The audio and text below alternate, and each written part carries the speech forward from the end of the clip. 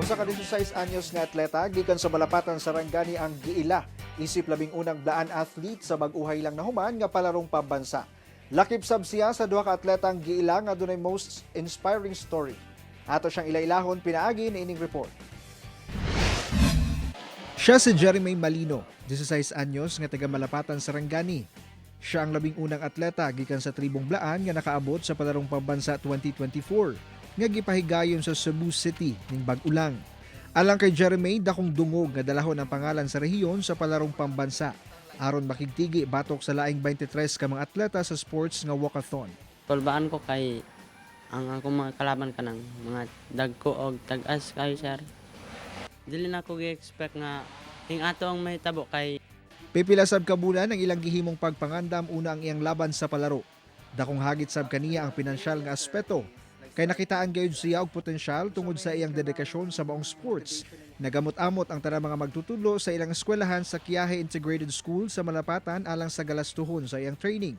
Very well disciplined and goal-driven siya, sir. Kasi kung ano yung siniset ko sa kanya, sir, he's trying his best to pursue it and to attain it na regardless sa mga influences niya outside sir, like yung mga kahirapan nila, gano'n. He's very determined to achieve those goals po kasi we always remind him to go back to his core.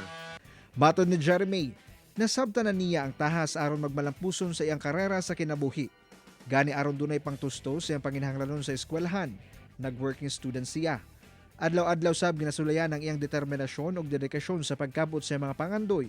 Sanglit pipila ka kilometro ang iyang ginabaktas gikan sa ilang balay padulong sa eskwelahan. Tulo ka sa pa ang iyang ginalabang, ulan ug init, iyang ginaantos. Kinamagulangan sa upat ka magsuon si Jeremy, samtang pagpanghurnal ang panginabuhian sa mga ginikanan. Sumala niya, pangandoy niya nga mahimong engineer aron makatabang sa iyang pamilya. para sa akong mga parents para magkatabang pud ko sa ubang tao kung halimbawa makahuman ko sa akong pag-eskwela. Gusto na ako maging engineer sir para makatabang pud sa Wala man nakadaog si Jeremy. Apan labaw pa sa medalya ang iyang naangkon diyang gipasidunggan siya isip first blaan athlete sa palaro. Usasab siya sa duha ka atleta nga giilang nga dunay most inspiring story.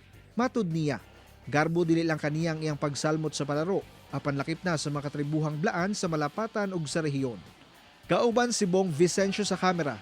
Ako si Jess Tony Humamil para sa One Mindanao.